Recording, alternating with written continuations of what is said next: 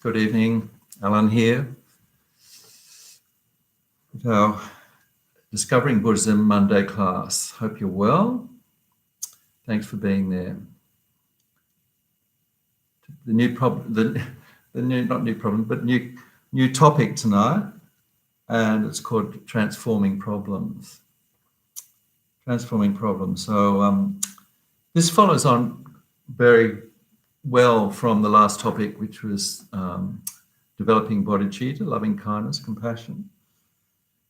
It's because really the methods which are given in this particular text, the text is called 8 Verses of Mind Training by Langhi Trungpa, very famous text, basically very much to do with compassion, loving kindness. So we can sort of recall some of the materials that and the techniques and the meditations we did on bodhicitta, loving kindness, compassion. Things like Tonglen, changing self for others, and so on. So hopefully I sent out the notes, the required reading, not that much, quite a modest amount compared to what we usually get. The teachings are basically extracts of teachings from the Dalai Lama, as long as the Dalai Lama, and then 2 extracts by Lama Zopa Rinpoche on what he calls Mahayana thought training, and then another article called When Problems Come by Lama Zopa Rinpoche. The first one by His Holiness the Dalai Lama is very good. It's very concise. It's about, 12 pages on the exact text. He goes through each verse of the text of 8 Verses of Mind Training and gives a very concise commentary on it. So it sums it up very well. On top of the required reading are the transcript of teachings given by on the topic by Venerable Tenzin Saypo. Venerable Tenzin Saypo, very senior nun in the FPMT network, Australian, spent many years teaching at VI, right from back in the 80s, and she's now teaching in different countries. And so it's quite a comprehensive transcript, 61 pages. I think she covers the topic in about 4 or 5 weeks. So that's there also in digital format. Right, so I hope you've got that material. Let's start, as always, with 5 minutes to calm ourselves down and do some mindfulness meditation using the breath. So get comfortable.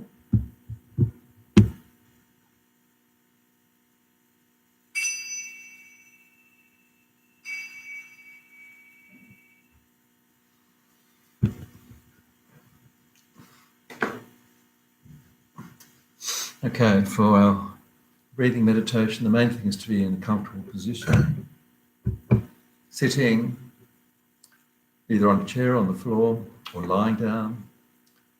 The main thing is the back is reasonably straight and the body is comfortable and relaxed. Let's also just adjust our attitude, our motivation. Let's check that we are in the right direction. It always helps to just recall and be grateful for this opportunity to do some practice, study the Dharma, take care of the mind.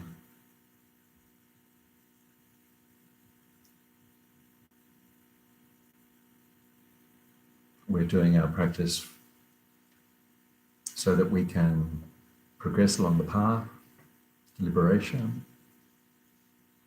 The ultimate aim is to become a fully enlightened being so we can be of maximum benefit to other beings, all other beings. So with that in mind, we're just coming to the body, make sure evenly balanced on the surface.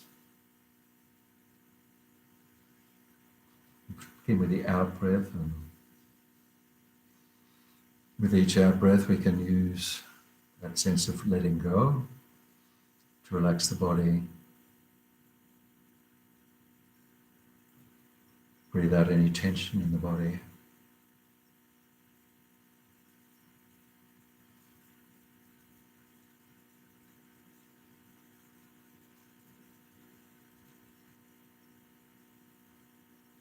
Breathe out any tension and busyness in the mind. A busy day we can let go of.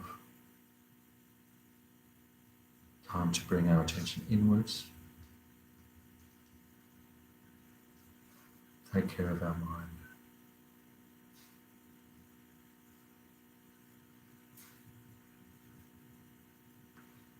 And now just focusing on the breath. Allowing the breath to come and go without changing, judging, interfering. Just watching the movement of the body with the breath.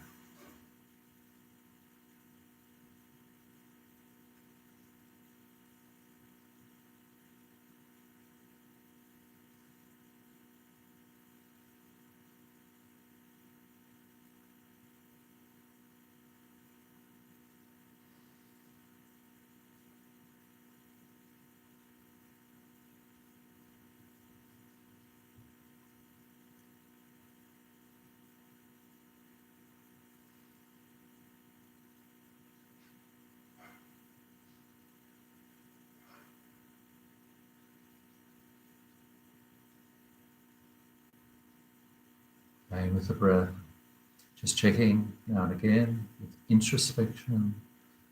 Are we still on the breath, or have we wandered off?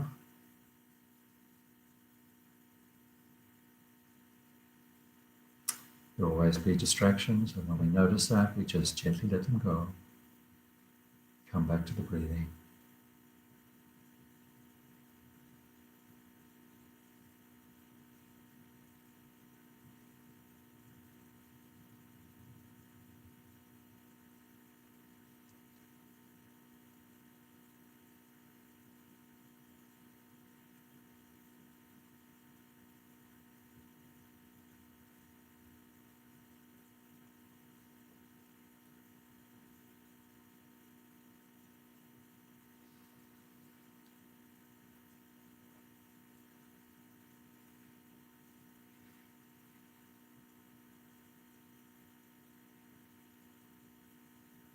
Just one breath at a time. Full flow of the in-breath, full flow of the out-breath.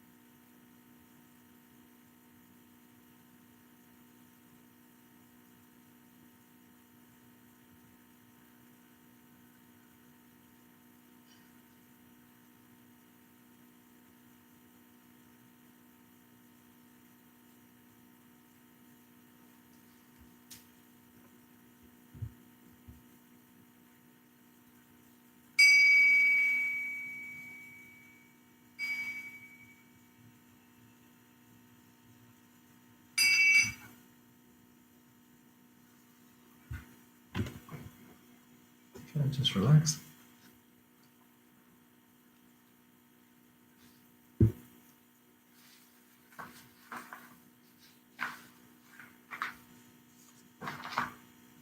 If you excuse me, I just have to get the course outline. I haven't got it on the table here. I'll be back in a second.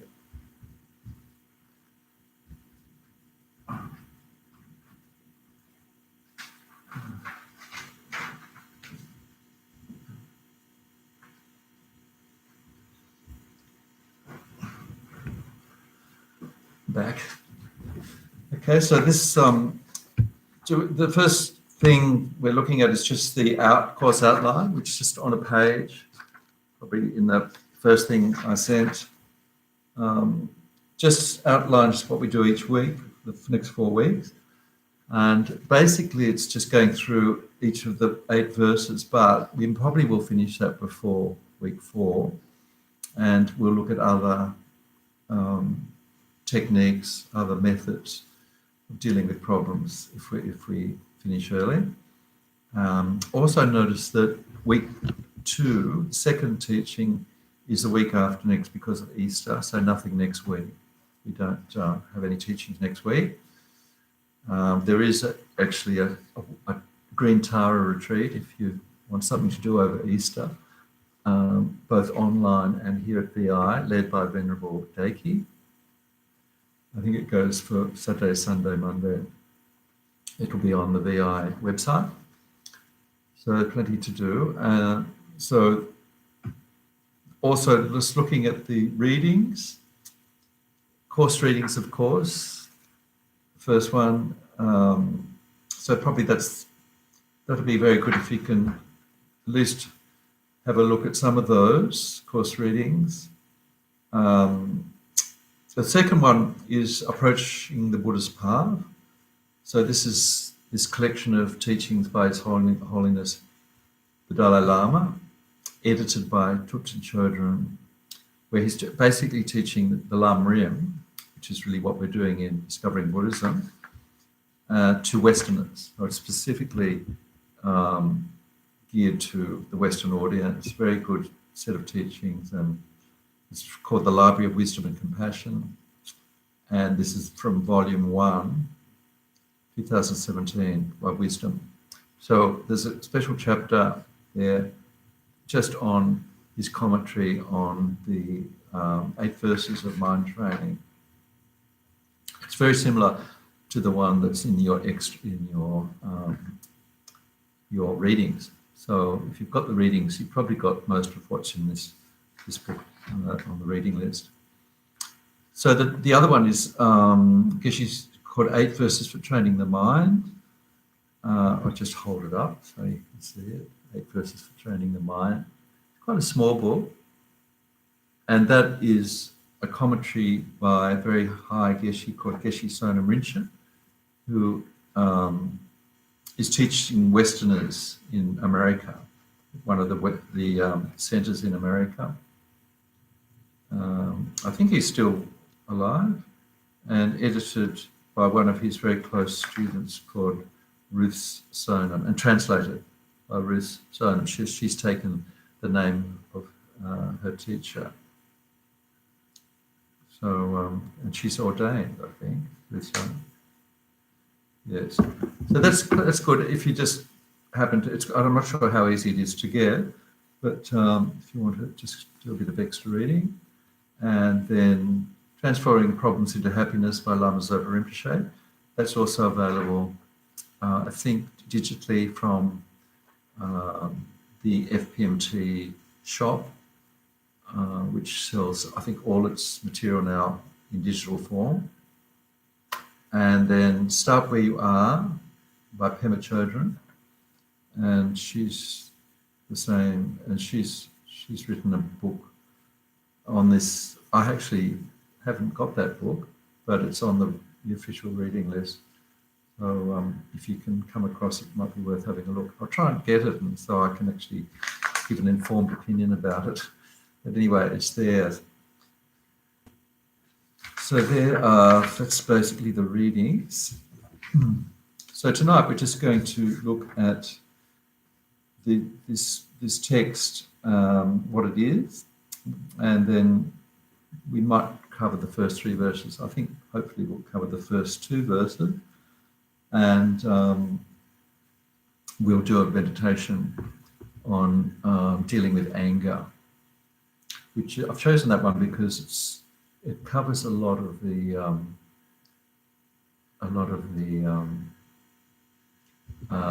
techniques or the teachings that are actually in 8 verses of mind training. So we'll do that one later. So His Holiness says that this is one of his favourite texts, and he actually reads it and contemplates, meditates on it every day, or regularly. Every day, he actually says in the quote I've got there, just looking at the first page of the notes, and he says all the misfortune that we experience can be traced back. He goes straight to the core of the problem, and he says all our misfortune, all our problems, misfortunes, things going wrong, can be straight back to us. And so basically our negative, what he calls afflictions, our mental afflictions, which are often called by Lama Zopa disturbing thoughts. And of those, he said the worst ones are self-cherishing, the one where we're holding on to our sense of self, putting ourselves before others. So those negative mental actions and things that we do out of those wrong thoughts, wrong mental conceptions, produce imprints on the mind, which we call negative karma. So the karma is the result of these afflictions or disturbing thoughts. And so those two things, negative karma and afflictions, are the cause of the problem. And but when we talk about afflictions, we're basically talking about this, what the Dalai Lama calls self-centered thought and self-grasping ignorance. So putting ourselves in the center of all our thoughts and all our actions. It may not seem obvious, but if we do some meditation, introspection, it's basically what we do if we haven't actually studied the Dharma and tried to tame the mind. So it's not something that we're bad people because we've done this, and there are other people who aren't so bad. It's everybody who hasn't become liberated, hasn't become a Buddha, have these mental afflictions. And that's why we're not Buddhists, because we have these mental afflictions. But we can deal with them in many different ways, and this text is showing us some very effective, powerful ways of dealing with them. So we can actually not immediately become enlightened beings, but gradually deal with our negative emotions, negative afflictions. So we become less angry, less attached, less impatient. So some of the terminology, self-centered thought, that's one that His Holiness uses quite a lot, which I think is very good sort of English terminology. Self-centered thought is something we all completely understand. We know it makes sense. Ego grasping is another one that in some of the teaching, and self-cherishing. So ego grasping, self-cherishing sounds a little bit more psychological. Self-cherishing is the favourite term Lama Zopa uses, and basically that means that we believe our own happiness, quote, our own happiness is more important than that of others. And at the root of that, why do we think we're more important than others? Because we misapprehend the way we and other people exist, that we are some sort of inherent everlasting intrinsic being. So, as His Holiness says, we don't deliberately seek out problems, but when they come our way, we can benefit by we can turn these problems into something helpful by practicing mind training. Instead of rejecting problem, running away from it, or becoming angry about what's happened, we can actually turn the everyday problems into opportunities to develop the mind.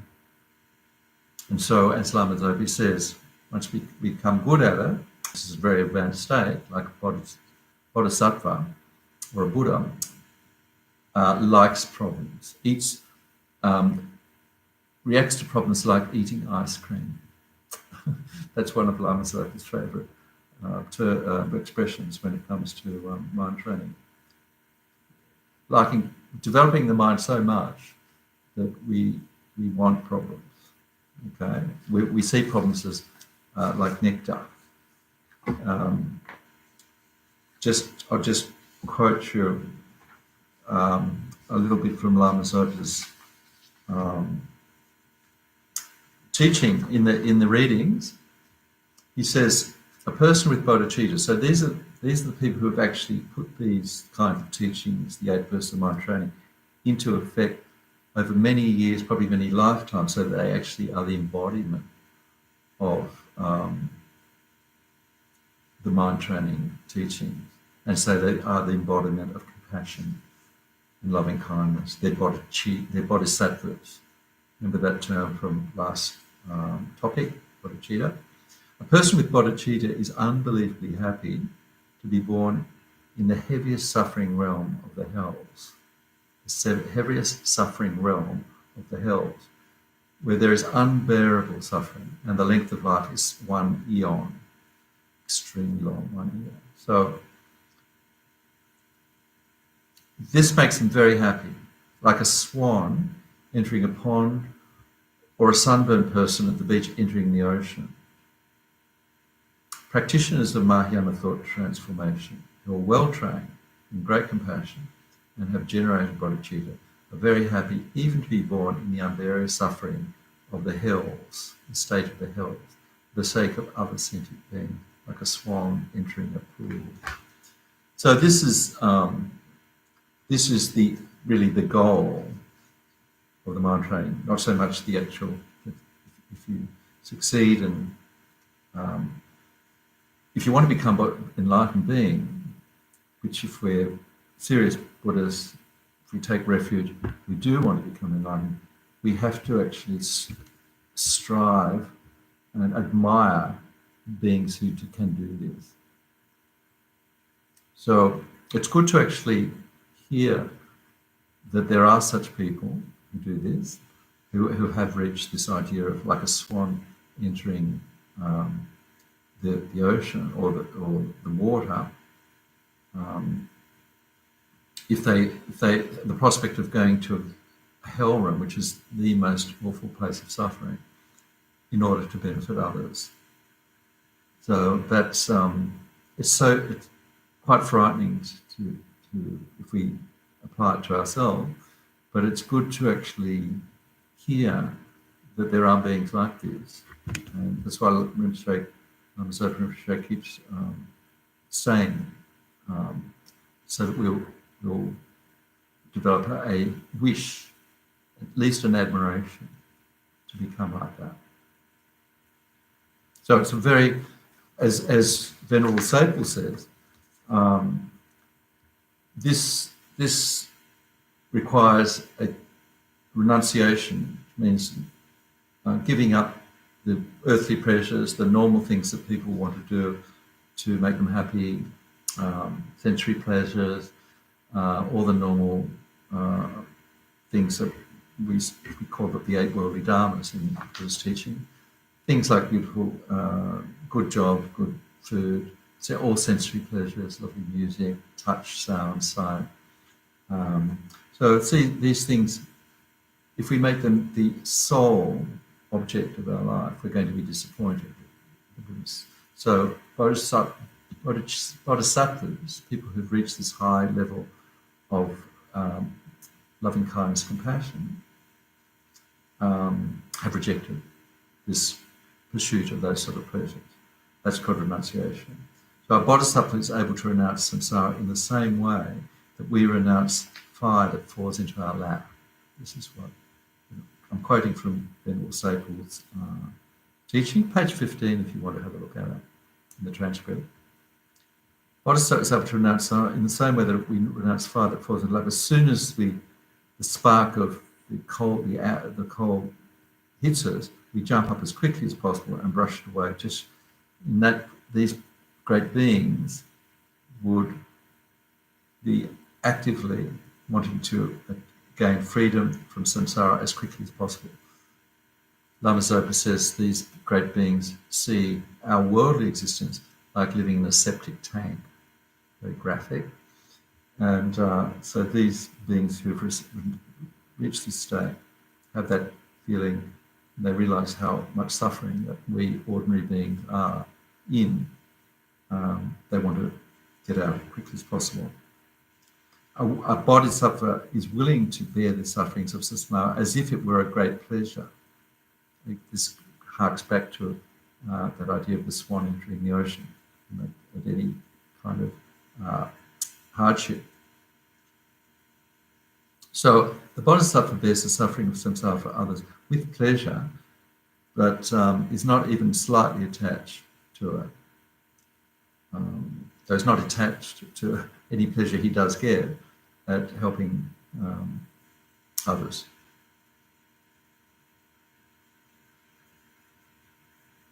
So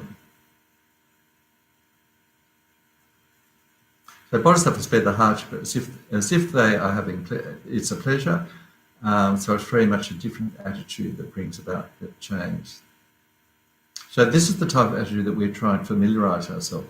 So it's very different to our probably everyday Judeo-Christian idea of compassion, but it's based on the everyday idea of compassion. But it's just it's enhanced, to say the least. But we have to start with somewhere. To start somewhere. So that's why in the teaching, remember last subject on bodhicitta, the teaching of starting by seeing that at least we're equal to others. Okay, how we all want to do without suffering. We all want happiness, but we all get suffering even though we don't want it. So this is a great level up. This is, we start with this idea of equanimity. So it helps to also have some idea of the second noble truth. Remember the four noble truths? We are at the moment in a state of suffering, even though we don't know it. We do know it, of course, when we get sick and the obvious type of suffering. But the first noble truth says that there's three types. The obvious one, less obvious one, which is what we call pleasure. We grasp onto that thinking that that's going to give us long-term benefit and pleasure, but it doesn't. So then we get disillusion and dissatisfied. Second type of suffering doesn't ever satisfy us, like drinking salt water. And the last one is all these first two types of suffering is because we still have these uncontrolled mental fictions and basically grasping at self-grasping ignorance, it's called in a nutshell. And that leaves us in what we call samsara, cyclic existence, uncontrolled birth, aging, sickness and death, this cycle of rebirth. So I'm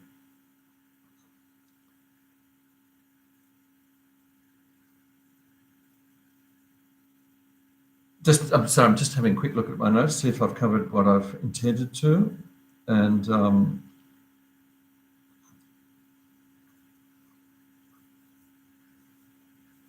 okay, I'll just read the first the first verse of this wonderful text called The 8 Verses of Mind Training. Sometimes the translation might be different in different teachings that you read. So this, I'm using the one by the Dalai Lama, translation by the Dalai Lama's translator. Determined to accomplish all success, I shall always practice holding dear all sentient beings who are more precious than wish-fulfilling gems. Determined to accomplish all success, I shall always practice holding dear all sentient beings. That's certainly humans and all other types of beings who are more precious than wish-fulfilling gems. So we'll just have a quick look at the Dalai Lama's teachings on that. So imagine looking at all beings, he says, and seeing them all equally precious. So this is what we looked at when we did equanimity meditation in the last topic. Remember, we found different reasons to appreciate other beings and see how important they are for our happiness. Okay, so there's Shantadeva's wonderful teaching of looking at a bowl of rice, which we all eat. We all need food, just representing our need for food, representing need for food and for the basics of life, food, shelter, clothing, particularly the big one, and how to get these. We rely on others, particularly food. Very few of us grow our own food, and so we all eat. So what do? We rely on other people to grow the food. We rely on other people to go through a lot of hardship to grow the food, particularly rice. It takes a lot of work, usually in very difficult climatic conditions. And then people who have to bring the rice to market, prepare it, and so on. So all that, people who sell it to us at the shops. So good analytical meditation, just chasing, just following all the steps that are needed to produce a bowl of rice in front of us.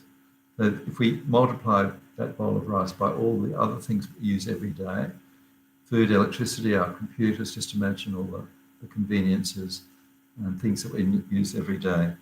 Spend some time realizing that these all come with the help of other beings.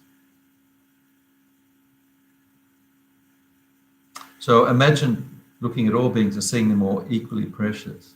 But if we take this, develop this equanimity meditation to a high degree, bodhisattvas, highly attained beings, as soon as they see other beings, and His Holiness the Dalai Lama says this in his teaching, when he looks at beings, he sees them all as human beings, like himself. And he sees he himself as just like other beings, very, very humble. So that's the highest form of accomplishment of this practice of equanimity. So it takes time. His Holiness says this is not going to happen immediately, but it's beneficial and realistic for us to cultivate and develop and practice this equanimity, sense of evenness, equal-mindedness to other beings. And it's a source of major happiness. So there's benefits to ourselves. He says it gives us inner strength and a sense of courage. And the main obstacle is this, what he calls the old habit of ego grasping, something that's very entrenched in us, probably from infinite lifetimes, to look after ourselves before others. But he says, even without having to look at the long-term practice, aim of our practice, like nirvana, liberation, enlightenment, if you just leave that aside, just think of the benefits now to our mind if we practice equanimity. And so maybe you can think of other, if you've come across either holy beings, your gurus, your teachers, and perhaps even lay people in your life, very, very compassionate, kind people who've actually do have this wonderful knack of relating immediately to beings of all types, all levels, all races, all cultures. If you've had good fortune to meet people like that and perhaps live some of your life with them, then you can see how powerful that is and how people are attracted to people like that.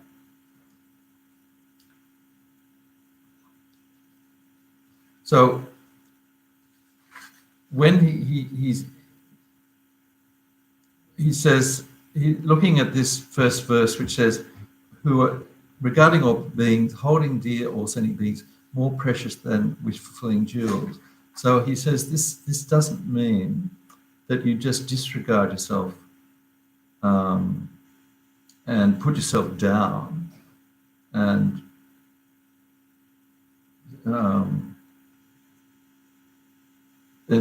have a very bad sense of self-esteem and unworthiness. So this is not what the teachings are meant to teach. So we're equal with others in wanting happiness and not pain. On that basis, we want to care for all beings. So self-respect is important. So on that basis, that we respect ourselves, we respect others. So it's not a matter of putting ourselves down. So it means that we're not going to be a pushover. We'll stand up for our rights, but we'll also be doing that in order so that we can be courageous and strong and build out a sense of compassion, loving kindness, and be able to help others. So if you, he gives, it might have been another teacher, but there are many texts that give examples of politicians who are selfish, how they're disliked. And honestly, we've got so many good examples, both in Australia and in other countries, or particularly in the last American government, the last American president, so of politicians who are acting out of their own self-interest. They're easy to see because they're on it now. The media is so powerful. They're paraded. They're on the stage all the time, so we can actually see immediately how adverse they can affect if they're completely self-consumed and they're teaching self before others, our nation before others, at the small level and the international level. You can see what harm they can do and how they don't actually increase happiness. So, and then His Holiness often uses Mother Teresa as an example of Christian or non-Buddhist practitioner who has the opposite effect, who's naturally compassionate and inspires others to do the same, to help others. So, just having a quick look at some of the notes from His Holiness on this verse again. Our own happiness comes about as a product of caring for others, and he often uses the very skillful way of teaching. If you want to be happy, be wisely selfish. That means if you want to be happy yourself, think of others. If you want to help others, think of others. So whatever it is that you want, self-happiness or others' happiness, you think of others. This is what he calls wisely selfish. So this is a way of dealing with us. How because we're not at the bodhisattva. Most of us are not at the bodhicitta level or the bodhisattva level, where we have that instant wish to bear suffering for others. That is one we've just discussed. So we have to start skillfully training our mind. Well, we want to be happy. We basically still have quite a strong sense of ego and self-interest, But if we want to help that ego and self-interest, which we're basically trying to overcome, think of others. That's going to help us. So then he also talks about being social animals. He says healthy interactions give meaning to our life. So that even in everyday Western psychology, they've found that most people improve mentally, get psychologically healthier, whatever the Western gauge is of that, if we have healthy, good interactions with others, healthy, happy interactions with others.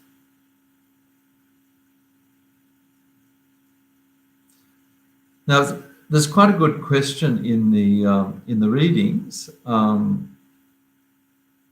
where one student asks a question when His Holiness is teaching this first verse, I think just starting to teach the second verse. And they said, is the aim of these verses, is it to improve our minds or actually to help others? Are we just improving our minds, or do we really want to help others? So the person asking questions, seeing perhaps if we improve our minds, there's still are people suffering. There's still people, they need hospitals, they need life-saving drugs. There's all kinds of things that need doing. The Western, particularly Judeo-Christian idea of helping beings is much more hands-on than the Tibetan Buddhist idea. So His Holiness actually has addressed it. He says, well, yes, he says he admires these, how much Christians and non-Buddhist religions, particularly in the West, emphasize helping with education, building schools, building hospitals, working with the poor and the sick, hands-on. That's what they do. And he says we should be doing more of that. But in the Tibetan culture, basically the practitioners of Buddhism were in monasteries, and they weren't out on the streets helping beings as perhaps many of our Christian missionaries and in the West are. So he says we can definitely, we don't have to wait to become Buddhists or Bodhisattvas. We can definitely start helping with hands-on help, but being, with people who need us, doing shopping, doing all kinds of things that can actually help others. But he also points out that ultimately the problem is in the mind. Remember, going back to the very first verse, the very first comment by His Holiness saying all our problems come from our what he calls afflictions and karma. So the afflictions are this self-centered way of thinking. So basically, the self-centered way of thinking is then to get to the root of the problem, we need to spend quite a lot of time working with the mind, which is not so much hands-on. We need to do both, but we also need to bear in mind that the ultimate problem is in the mind.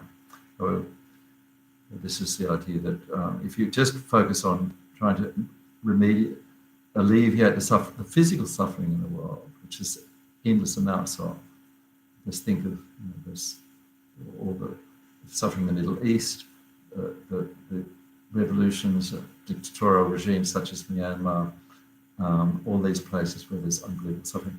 We can help there, but the cause of that, the cause of these tyrannical regimes where they put power before the welfare of others and that murder, commit mass murder to stay in power, is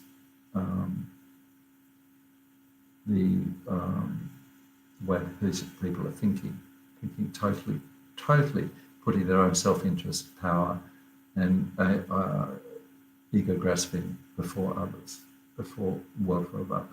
So therefore, we've got to do some internal work as well. And ultimately, that's the solution. That's the long-term solution to the problems. So a good one to discuss. And so the magic word is His Holiness says is balance, particularly if we can't actually all start to, and we probably shouldn't all run away and sit in caves and start renouncing the world, because it would be too extreme. So balance is what needs to happen.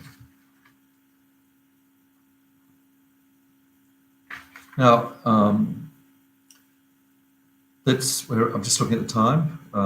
We might just move on to the second verse. So if you've got your notes there, it's page 2. Whenever I am with others, I shall practice seeing myself the lowest of all, and from the very depths of my heart, I will respectfully hold others as supreme. When I'm with others, I shall practice seeing myself the lowest of all, and from the very depths of my heart, I will respectfully hold others as supreme. Okay, so this is going even further, holding others dear, more precious than wish-fulfilling germs. It's saying that we shall practice seeing myself the lowest of all, and from the very depths of my heart. So respectfully hold others supreme. So again, this is often misinterpreted. So if it doesn't mean denigrating ourselves and putting ourselves in a very low mental place compared to others, thinking we're worthless. So he says we need confidence, self-confidence, and he always emphasizes with the Western audience. Westerners seem to have a much more susceptibility to have for low self-esteem. So if they see something like this, it can be misinterpreted, thinking, then I'm nothing. I have to always think of myself as nothing and others more important. So this is definitely not what this section means, according to His Holiness. He says it's to do with relative terms. So he also he raises animals, because humans would normally, certainly in our Western tradition, Western society, we tend to think that we're above animals, which we definitely are, because we have intellectually a much more adept at thinking through problems, conceptualizing with our human brain than animals. Animals, compared to our intellect, are unintelligent, and the cause of much of their suffering is that they are unintelligent. They can't see the causes of their problems. They can't actually understand any teaching. So if they can be sitting in front of the Buddha forever and listening to the teachings, but they wouldn't understand it. Whereas the human mind can be affected and improved by listening to teachings, mantras, and so on. So in that way, we can say that the animals we are superior. But His Holiness raises the question, if you look at the animals from a different perspective, animals will only kill other beings to eat. That's a normal thing. They will chase, to actually survive, most animals have to eat other animals. If you think of the sea, smaller big fish eating the smaller fish and so on. So this is one of the hellish and suffering aspects of animal realm, all this great fear of being eaten by others. But he says only humans will actually kill animals for sport. Humans have this, even though humans have the ability to distinguish right from wrong, virtue from non-virtue, an animal is in a way innocent, and so compared to the misconceptions that humans can have, animals don't have that. So just think, these misconceived actions of killing, just going on hunting safari and killing other animals and collecting trophy. Also from what would be called wrong views, animal sacrifices, much happens in other traditions, particularly in Hinduism, in some parts of Hinduism. There's this tradition of killing animal sacrifices to ward off spirits, and so on. So this is said to be, from the Buddhist point of view, wrong, a very serious wrong view, causing suffering to self and others. And of course, the example I mentioned of the incredible capacity for evil for political dictators committing genocide. Pol Pot, the Hitlers, the Mao Zedongs, and the Myanmar generals. Animals don't have this level, this capacity for incredible destruction, killing of other beings. So from that way, the animals could be quite seen as quite innocent. Just as from the scale of wrongdoing that is in the human mind, because we have the human brain, it can be incredibly useful for doing good, and incredible destructive for doing bad. So another good example is when we invite guests home, how we always give them the first offering of food. We make sure they have plenty to drink. We put them in a position where we serve them first. So this is seeing all beings as our guests is one of the lines in the Guru Puja and prayers. So this is one way of understanding what it means to putting others above self. We see that we want to please them, we want to make them comfortable. So we know how great it is when we feel that someone's being a good host and we're being well looked after.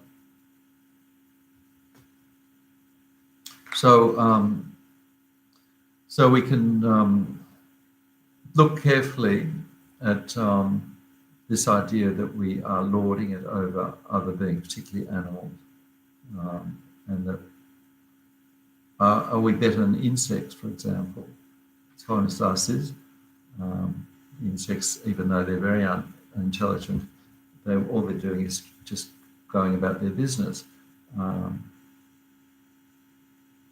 surviving, reproducing. Also, the idea that the beggar who has virtually nothing may know more than the rich man. There's so many stories in Buddhist teachings about the beggar having much more compassion or patience or merit, healthy mind than people who've got very high social status and lots of money. Also, Sable points out the phrase "whenever I'm with others." So when we're in the company of others, Sable points out we tend to compare ourselves. We're ranking. We could be thinking, now, what job has that person got compared to ours? What sort of money? What sort of social status?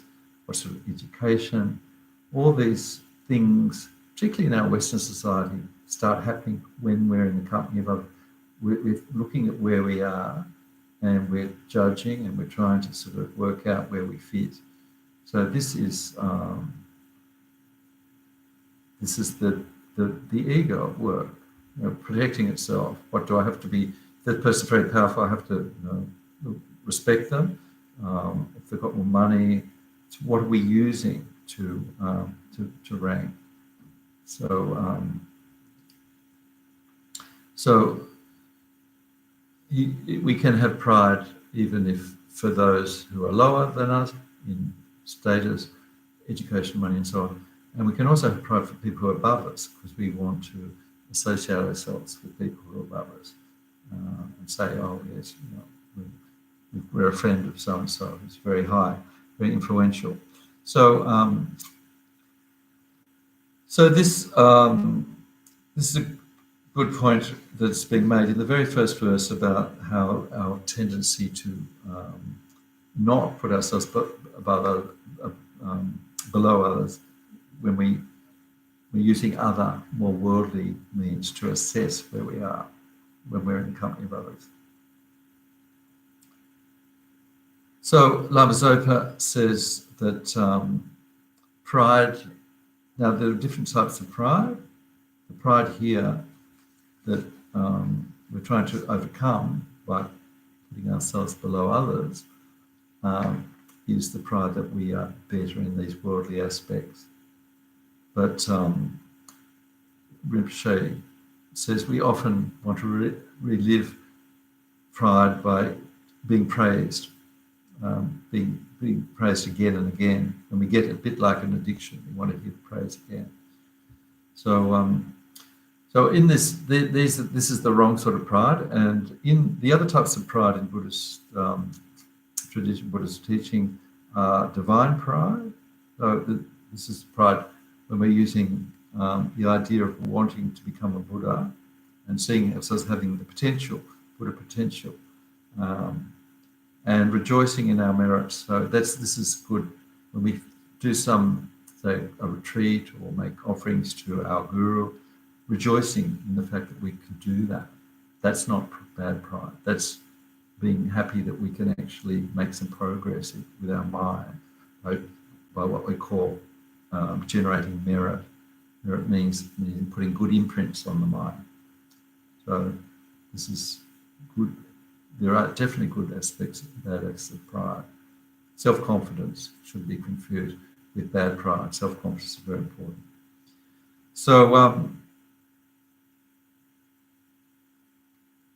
So this idea of the lowest of all, that phrase, Lama Zopa points out in his teaching that basically it does have an unhealthy connotation, which I've already dealt with. I've discussed how it can be misinterpreted. I'm worthless, and therefore I'm always going to be unenlightened and so on. So we need to sometimes cultivate a good sense of self-worth, and this can think of reason, use our rational mind to think of good reasons to feel positive about ourselves, particularly our Buddha nature.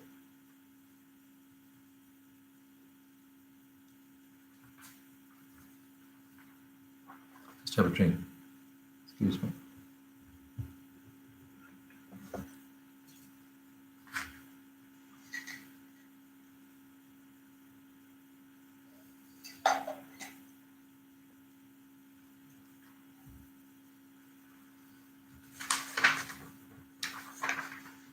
Okay, so I think that's enough of the blah, blah, blah. And I'll just introduce this meditation we're going to do on dealing with anger or aversion, because it actually brings in a lot of the teachings on the 8 verses. So the basic formal definition of anger or aversion is exaggerating the bad qualities of a person or an object or a situation, or putting bad qualities that are not even there on top of that situation, and then disliking it. Okay, you see something, you see the person. As soon as the person walks into the room, if it's a person, there's a feeling of uncomfortableness or hostility, perhaps. And that comes from exaggerating what we see of the bad qualities, if we see bad qualities, or putting some qualities that are not even there on top of it. And then, because that makes us uncomfortable, we push that person away, or push that thing or person away. So the anger, it may not be anger in that traditional sense of, red face and wanting to attack physically or verbally. It could also be just a feeling of uncomfortableness or irritation. So putting the situation, and it could also be an inanimate thing like a situation. And so irritation or impatience can be, quite mild, but it can be the beginning of escalation. So we can get more, particularly if there's a repetition of this irritation. Quite an interesting experience today. I might as well just share it. I'll try and make it quick. I was having some goods delivered from my sister, actually, some furniture, and the removalist was supposed to come at 8:30. So he's picking up the goods at 8, arriving at the place at 8:30. And we've done it before, and it actually works exactly fine. But by 9 o'clock, while I was waiting for the removers to come, I was actually preparing for today's class and reading about mind training and the 8 verses. And I thought, oh, right, so he hasn't come at 8:30, and 9 o'clock hasn't come. 9:30 hasn't come, so that's an hour away. No text, no nothing. And the mind, I was just very conscious of what my mind was doing. So it was slowly becoming more impatient. It definitely was going from an easy, everything's going very well, to a diseasy feeling, he hasn't come, why hasn't? And it actually just slowly escalated. By 10 o'clock, I noticed that I was not comfortable mentally.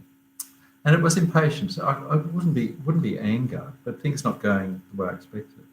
So then I was writing my little script.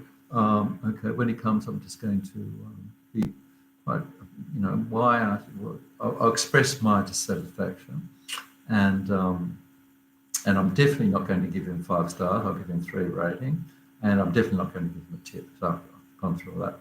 So then he texts, just says, I'm 10 minutes away, and comes, and he actually did do a detour without telling me, which he shouldn't do. So basically he was at fault. He blamed the traffic, but he did do this very big detour to pick up some other goods for somebody else. And but what's interesting is the person, when he came in, and he's very smiley, not sure what nationality, certainly not Australian, not sort of Caucasian, and he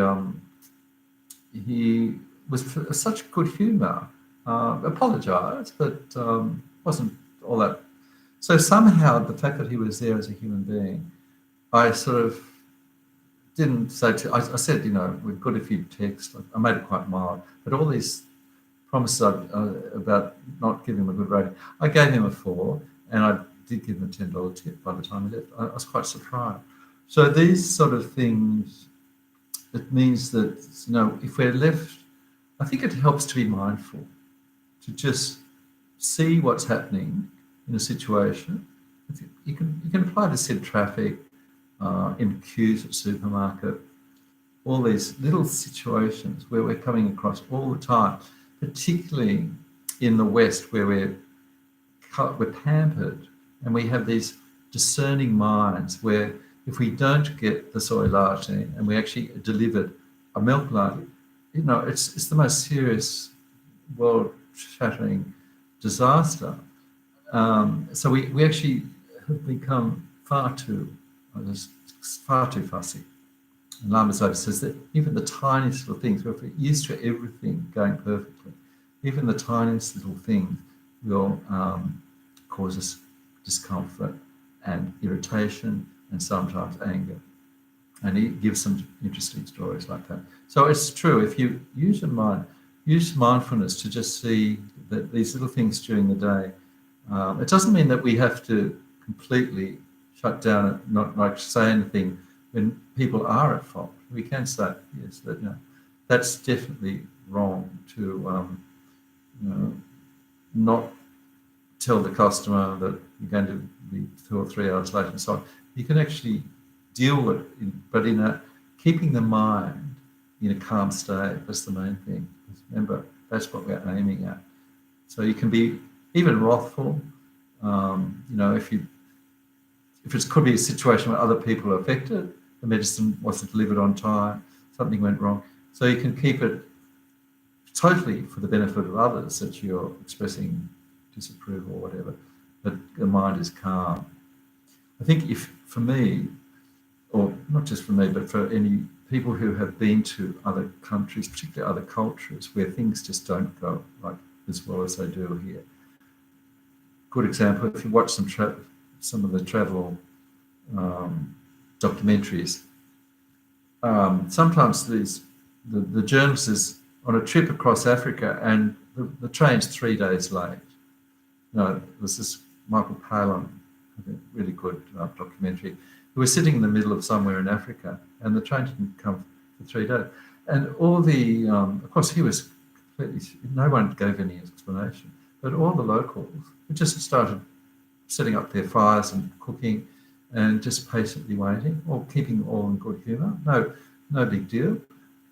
So he's a very special person, very patient. So he actually just said, I've got to just adjust.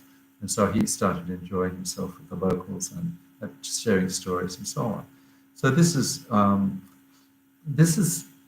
in a culture, it's good to be acquainted in a culture where things don't go as perfectly as here, where people remain patient, calm, not angry, and can actually enjoy it, can actually keep going.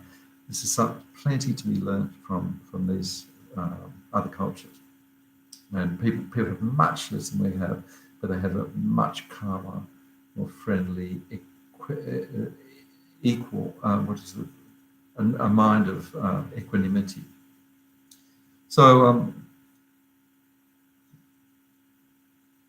okay, so in this, I'm supposed to be introducing the dealing with anger meditation. So I'm saying identify. It helps to identify the problem. So admit the fault. Sometimes we think, oh no, I'm never angry. But if things do go wrong, we're amazed how impatient we can be. Or if someone does unexpectedly, for example, unjustly accuse us of doing something we haven't done, just watch the mind. And mindfulness in that situation is really important. So admit the fault if it happens, and then from there, so in this meditation we try and bring to mind something that did make us either irritated, impatient, or angry with a person. But we use a person just to make it easier. But remember, it could be a situation. And then we notice what happened to the mind. We look at what harm it might have done. Personally, we can identify whether our mind was at peace or we lost our peace of mind. So then we recognize that the mind has been disturbed. And it said that if it goes, anger can be like a fire, it can burn up positive aspects of the mind, what we call merit. It can burn up merit like a wildfire very, very quickly. So that's what's so dangerous. It can be quick. The anger can go, but it's actually left like a desert in the mind because it's actually burnt up positive aspects of the mind that we might have accumulated over this lifetime or even previous lifetime. That's why it's said to be so dangerous. So then we actually why did this person bring to mind the situation, and then we look at why it happened. Did the person insult us? Did I harm them? Perhaps that person is just reflecting something we don't like in ourselves. Okay, we look at various aspects of why this person makes us feel angry. Maybe no obvious reason. Could be just some sort of uncomfortableness, which we can perhaps put down to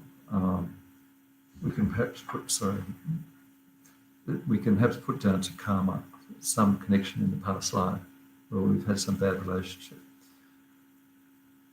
So whatever the reasons are for regarding this person as a person we don't like, an enemy, we think about the faults, the disquiet in the mind, the fact that it can we can adversely affect our health. Most people with a lot of anger will have cardiovascular problems, maybe sleeping disorders, digestive problems. As Lama Yeshe and Lama Zopa say, the face is very ugly, even on a good-looking, beautiful person. Suddenly becomes very ugly. It can affect our welfare, our jobs, our career. If we have an explosion, a meltdown in front of our employees, and so on. So these are some of the disadvantages. We contemplate how bad it is. Then we can contemplate on how the opposite sort of mind can be so much more beneficial for self and others. How the patient person has this wonderful calm disposition. how that patient person can affect others very favorably. And the mind, the person radiates some sort of calm and attracts others. So certainly benefit from having the opposite to an angry mind, patience and forbearance. So another way is to look at the I that is angry. So this is a meditation on the emptiness of the self. This is so it's a wisdom meditation. So we have this strong sense of me arising when we're angry. How dare that person say that to me? How dare it's me, that person that said, did, or that said that. And so this I comes up, and we look at this I and see whether we can actually find this I that we're so concerned about protecting. And so apply the teachings on emptiness, that there is no solid entity, me, that we can find in the body or in the mind. The self exists, but relatively as an imputation, as a label on top of this collection of mind and body. The other really good way to deal with the angry person is to, our anger, is just to the person who's causing our disquiet mind, our anger, as a teacher. Because only the person who makes us feel uncomfortable, dissatisfied, can give us the opportunity to practice patience. If everyone's being nice to us, you can't practice patience. You just don't have the opportunity. So from that reason, that person who presses our buttons, makes us feel uncomfortable, is more important, because that person is helping us develop the essential quality of patience, which leads to the essential quality of loving kindness, essential quality of compassion, and then bodhicitta. So we need those people. So there's some other points which we won't have time to cover. These are some of the ways we can actually tackle this feeling of anger. Also, it's said again and again that if you, in the heat of the moment, practicing this kind of analytical meditation is probably impossible, because the mind is so caught up in the moment. But the time to do the meditation on the person that makes us angry is in the quiet of our meditation room, where we can bring that person to mind and then go through these analytical steps to deal with the anger. If we do that often enough, when we come in contact with that person at work or wherever, we've actually got some sort of experience in dealing with that reaction. It's giving us some leeway, some room to space to not immediately react in a bad way. Okay, so let's we'll just move through the meditation fairly briefly.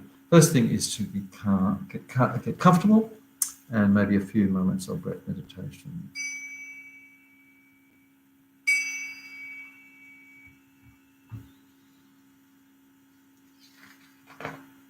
Okay, just start with our mindfulness of our breath, a few moments to just calm the mind.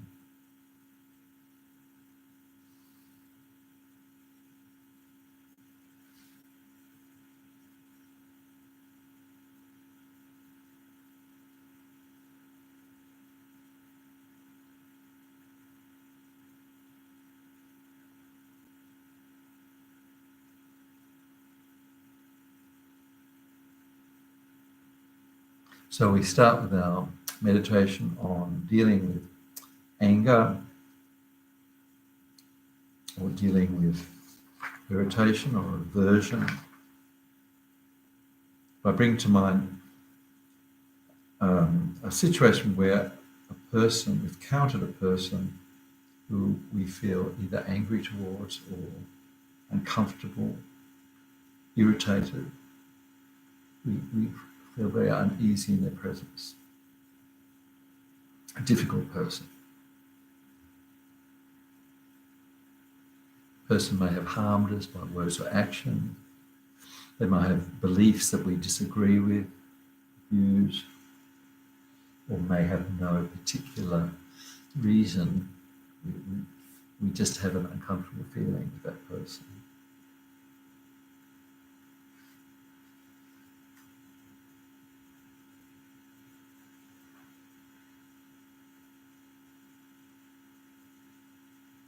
And then we contemplate, ask, why do we have this feeling towards this person?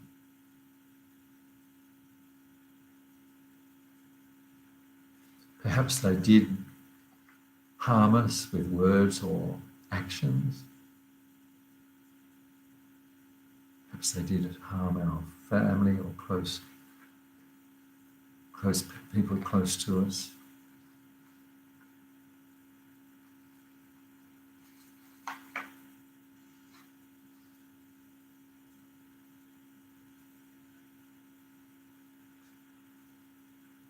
Perhaps another reason is that person reflects something we don't like in ourselves.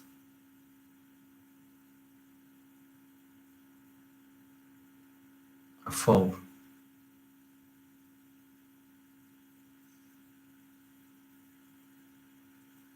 Perhaps the person not really harm us in a great serious way, but we have our own issues, a dissatisfied mind, and perhaps this was the last straw that actually triggered a bigger problem in our own life.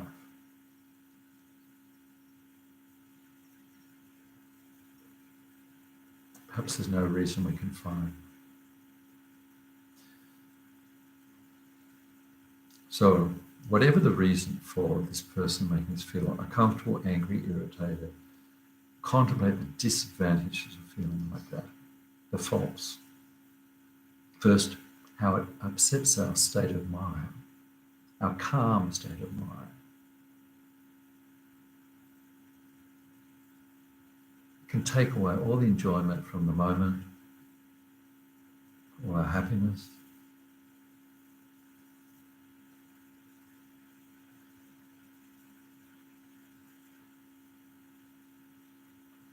It could even affect our physical health if we get really upset. Our blood pressure, digestion, sleeping.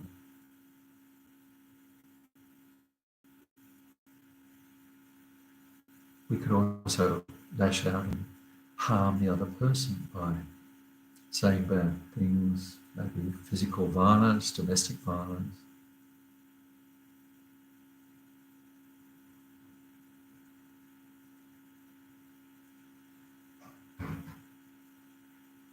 Think of the karmic aspects, how a moment of anger can burn up so much of our positive qualities, our positive merit, our good karma.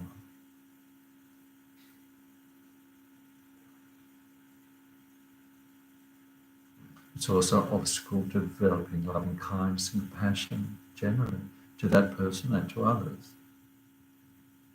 Angry mind is the opposite to a loving, kind mind.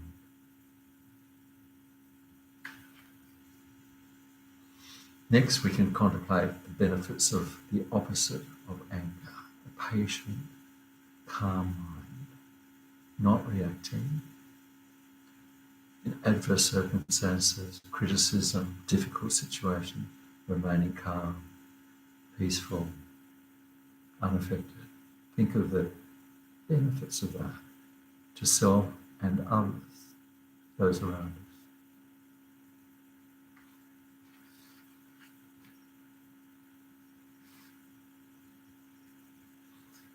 Another aspect, we can look at who is this I that is so upset, so angry. This self that we're trying to protect and so indignant and outraged. Looking for the self that we're grasping onto, that's been offended. Can we find something solid there? Any concrete self in the body? Can we find any concrete self in our mental aspects, our mind? Remembering teachings that say that the self is purely empty of an inherent existence. It's dependent on cause and conditions, and there's no inherent self-existing self, nothing concrete there. In the same way, there's no concrete self-existing enemy. The enemy is somebody's loved one. There can't be any inherent enemy. It's something we're projecting. Yeah. Maybe the enemy can become a friend. Think of the experiences that the enemy has done something very kind to us and we've changed our attitude. Lastly, that difficult person is the only opportunity we have to practice patience, to develop our patience, forbearance, a mind of forbearance, of calmness. Without that person, no opportunities to practice. Without patience, no loving kindness, no compassion. Without compassion, no enlightenment, no liberation.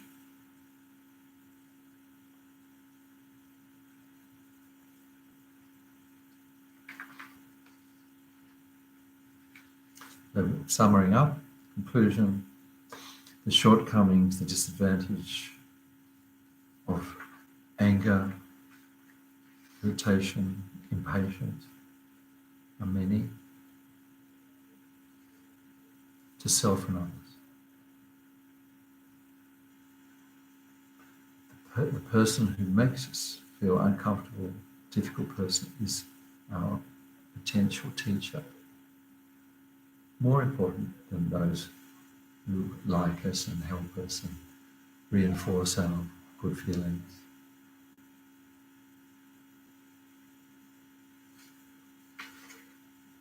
And we can resolve to deal with anger skillfully in the future, make it an opportunity, just like the 8 verses of mind training, opportunity to develop positive mental states, to overcome self-grasping, overcome our delusions, afflictions.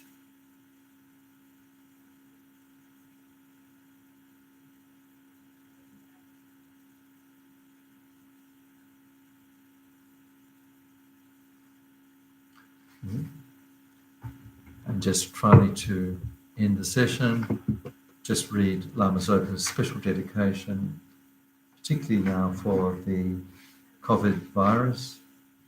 However many sick sentient beings there are, may they quickly be freed from all sickness.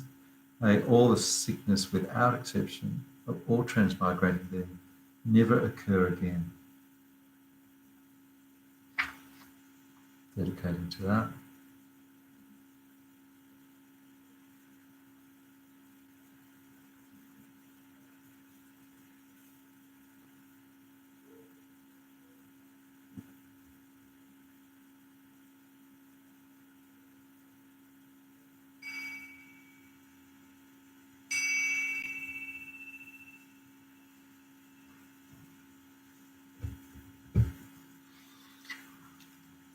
So thanks so much for being there, and I hope you have a good evening. Now next week there's no teachings because it's Easter Monday, so we'll see you again Monday week for the second class on 8 verses of mind training, transforming problems. All right, so take care and stay well.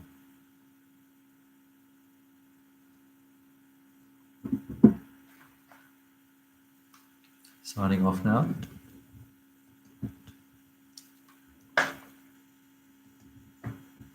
Bye.